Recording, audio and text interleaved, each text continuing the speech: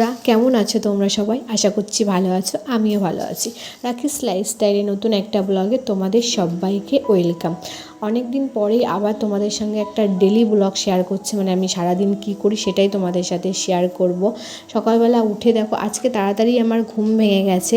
আজকে এখন ঘড়িতে ওই 8টা মতো বাজে, কারণ আজকে একটু তাড়াহুড়োর মধ্যেই আমি আছি, কারণ কাজবাজ বাড়ির সব কাজবাজ সেরে আমাকে যেতে হবে ডক্টরের কাছে।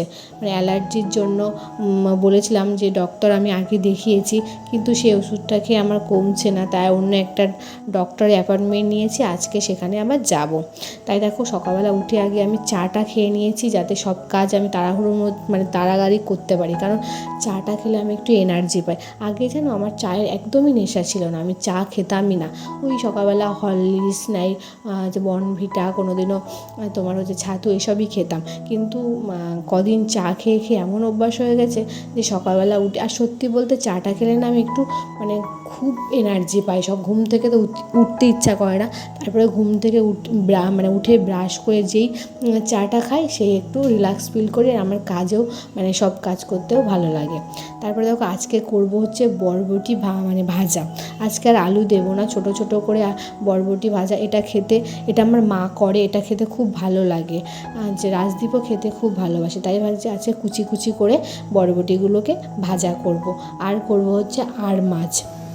রাজদীপ বলছিল বোয়াল মাছ করতে, কিন্তু বোয়াল মাছ না অনেক দেরি হয়, কারণ বোয়াল মাছ ভাজতে ওই ফাটে, ভয় লাগে আমার খুব, তাই ওটা ভাজতে খুব মানে দেরি হয়। আর এমনি আজকে তাড়া আছে, সেই জন্য বললাম ফ্রিজে মাছ আছে, ছেলের জন্য মাছ নিয়ে এসেছিলো, আর ওটাই আমি রান্না করব। আমার না অত ভালো লাগে না মাছ খেতে, বোয়ালটা তাও একটু ভালো লাগে, কিন্তু মাছ খেতে ভালো লাগে না। কিন্তু এই মাছে তো কাঁটা নেই, বোয়াল মাছেও কাঁটা থাকে না। এই মাছগুলো আমার ছেলে খেতে খুব মানে ভালোবাসে, মানে ও পারে কাঁটা মাছ, মানে কাঁটা তো খেতে পারে না, যে বড় বড় যেমন রুই মাছ, এবার ওগুলো তো তেমন একটা উপকার না, মানে ওই যে কেমন বলে না চালানি মাছ, ওগুলো তেমন উপকার না। তাই রাজদীপ আমার ছেলের জন্য কখনো পাবদা, তারপরে রুই, পাবদা, বোয়াল এইসব মাছগুলো ও নিয়ে আসে।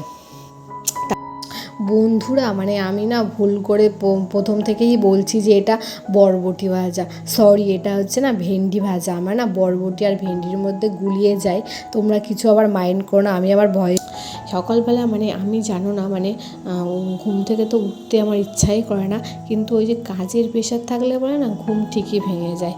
আর সত্যি বলতে আমার এই সকালবেলা উঠে কাজবাজ করে আবার ডক্টরের কাছে যাওয়া, আবার ছেলের রান্না করা, খাওয়ানো, মানে প্রচুর একটা হেডেক ছিল। রাত্রে তো আমার ঘুম হয়নি, এইসব মানে যেদিন আমার মানে পরের দিন ধরো বৃহস্পতিবার, কিন্তু পরের দিন এই সব কাজগুলো আমার অনেক কাজ করতে হবে, সেদিন না আমার একদমই ঘুম আসতে চায় না। মানে রাত্রে মানে সেই মানে উসফুস লাগে, আর ঘুমিয়ে আসতে চায় না, যে মাথায় ওই টেনশান থাকে যে আমার পরের দিন এই কাজগুলো করতে হবে। কেন যতই ভাবি যে এগুলো আমি ভাববো না, আমি একটু রিল্যাক্স করে ঘুমাবো, কিন্তু এই সব দুশ্চিন্তাগুলো আমার মাথার মধ্যে চেপে ধরে, আর আমার শরীরটা আরও খারাপ হয়ে যায়। কেন আমি জানি না। বাড়িতে ধরো কোনো পুজো বলো, কেউ মানে আমার বাপের বাড়ি থেকে কেউ আসছে, অন্য জায়গার থেকে কেউ আসছে, ওই সব ভাবতে ভাবতে যে তাদের কীভাবে আমি আপ্যায়ন করবো, কীভাবে কী রান্না করবো, এইসব ভাবতে ভাবতে না আমার সত্যি বলতে মানে ঘুম হয় না রাত্রে, আর টেনশান হয়, ভীষণ দুশ্চিন্তা হয়। আমি জানি না মানে তোমাদের কার কার হয়, প্লিজ আমাকে কমেন্ট করো। খুব একটা ব্যাড হ্যাবিট এটা আমার, খুব মানে খারাপ, মানে শরীর আমার মানে একদম পুরো খারাপ হয়ে যায়। তারপরে দেখো আমি মাছটা ভেজে নিয়েছি, এদিকে আমি অল্প করে আদা রসুন পেঁয়াজ সব কিছু মশলা দিয়েই করব। এদিকে আলুটাও কেটে নিয়েছি, মাছটা করব। আর একটু মানে তাড়াহুড়োর মধ্যে আছি তো, সেই জন্য সব কিছু আর তোমাদের সাথে শেয়ার করছি না। তাহলে ফার্স্ট টাইম যে বন্ধুরা আমার ব্লগ দেখছো, প্লিজ সাবস্ক্রাইব করে আমার পাশে থেকো, আর নতুন বন্ধুরা এইভাবেই আমার পাশে থেকো। তাহলে বন্ধুরা ভিডিওটা তোমরা কন্টিনিউ দেখতে থাকো।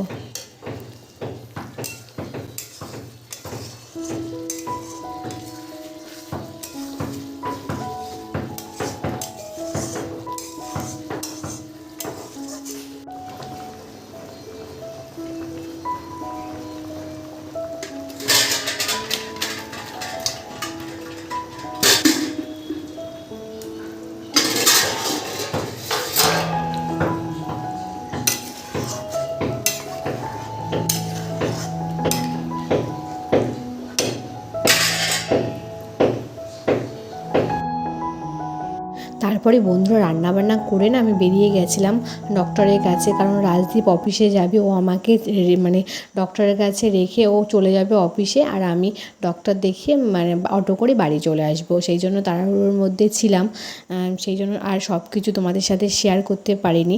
আর এখন বিকাল 5টা বাজে। ছেলের চুলগুলো না খুব বড় হয়ে গেছে, ওর খুব গরম লাগছে, শুধু সবসময় ওই মুখের সামনে চলে আসছে, তাই ওকে দেখো চুল কাটাতে নিয়ে এসেছি। আর দেখো যে ছেলে বাড়িতে এতটা দুষ্টুমি করে, আর এখানে চুপচাপ বসে চুল কাটছে, মানে মানে পুরো শান্ত ছেলের মতো। বাড়িতে ওর বাবা যখন বাবার মানে এরকমই মেশিন আছে, মেশিন দিয়ে ওর বাবা যখন মানে বাড়িতে কেটে দিত তখন না খুব দুষ্টুমি করতো, আর এখানে এসে না কোনো দুষ্টুমি করছে না, মানে চুপচাপ বসে আছে। আগেরবারও ওর বাবা আর দাদুই নিয়ে এসেছিলো চুল কাটাতে, তখনও না ও একদমই দুষ্টুমি করেনি। তাই ওর বাবা বললো তুমি নিয়ে যাও, দেখো ও মানে চুপচাপ বসে চুল কাটবে। আর সত্যিই তাই, চুপচাপ বসে চুল কাটছে, মানে পুরো গুড বয়ের মতো।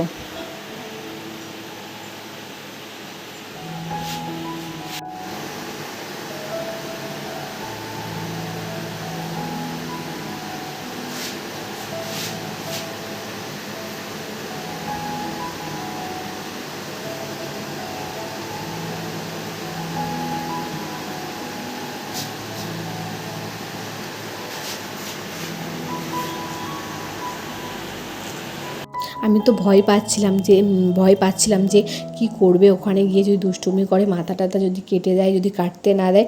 তা দেখছি যে একদম মানে ভালো ছেলের মতো, গুড বয়ের মতো বসে বসে চুল কাটছে। আমি ওর বাবাকে ফোন করে বলছি, ওর বাবা বলছে আমিও বললাম না আগেরবার যখন নিয়ে গেছে ও চুপচাপ ছিল।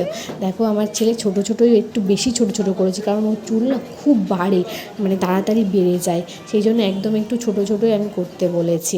তারপরে দেখো বাড়ি যাওয়ার পথে দেখি ফুচকা দাদু বসে আছে, তাই একটু ফুচকা খেয়ে নেবো। কালকেও যেন আমি ফুচকা এসেছিলাম ফুচকা খেতে, আর আজকেও তো এদিকে চুল কাটতে এসেছি, ভাবছি যে 10 টাকার খাই, কারণ ফুচকা দেখলে তো আমি লোভ সামলাতে পারি না। কে কে ফুচকা লাভার আমাকে কমেন্ট করো, আমি কিন্তু খুব ফুচকা খেতে ভালোবাসি। আর এদিকে ছেলে খেয়েছে আইসক্রিম, আমাকে বলছি কি একটু আইসক্রিম দে, ও সব কিছুর ভাগ দেবে কিন্তু আইসক্রিমের ভাগও কাউকে দেবে না। দেখো ওকে আইসক্রিম কিনে দিয়েছে, ও খেতে খেতে বাড়ি যাচ্ছে। তাহলে বন্ধুরা ভিডিওটা এখানেই শেষ করছি। কিছু ভালো লাগলে লাইক কমেন্ট করে আমার পাশে থেকো।